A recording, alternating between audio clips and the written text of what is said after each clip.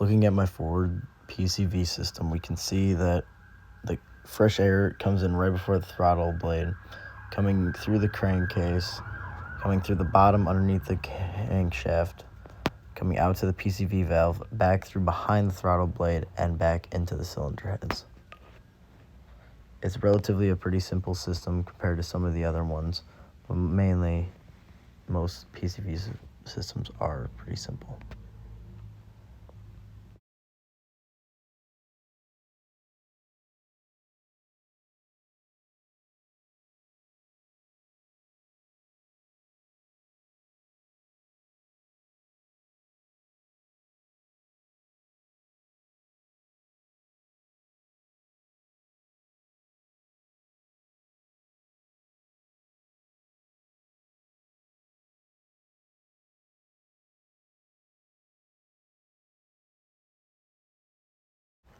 So looking at the EGR system and its purpose, we can see that the EGR is used to reduce nitrogen oxide, which is referred to as NOx, emission levels caused by combustion temperatures exceeding 1500 degrees.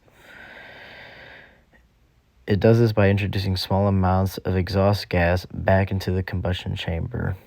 In terms, pretty much what this will do is pretty much, it can't be burned, so it will end up cooling the chamber for less temperature, which will cause nitrogen oxide levels to reduce.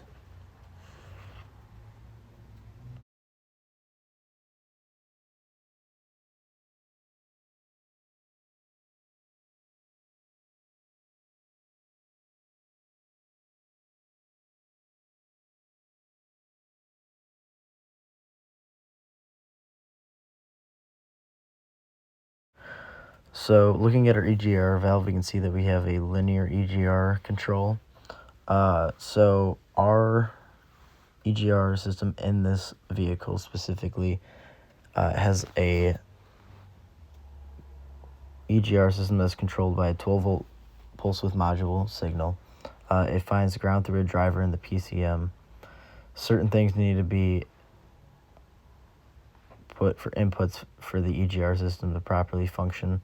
So we have our ECT, our engine coolant temperature sensor, our IAT, and intake air temperature sensor, barometric pressure sensor, manifold absolute pressure sensor, throttle position sensor, and mass airflow sensor.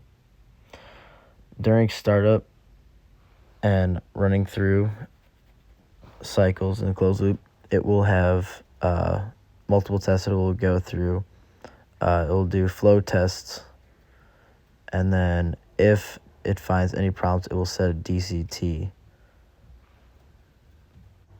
One thing we want to look at is when it operates. So the EGR system will only operate under specific temperature, barometric pressure, and engine load conditions to prevent drivability concerns and to increase engine performance.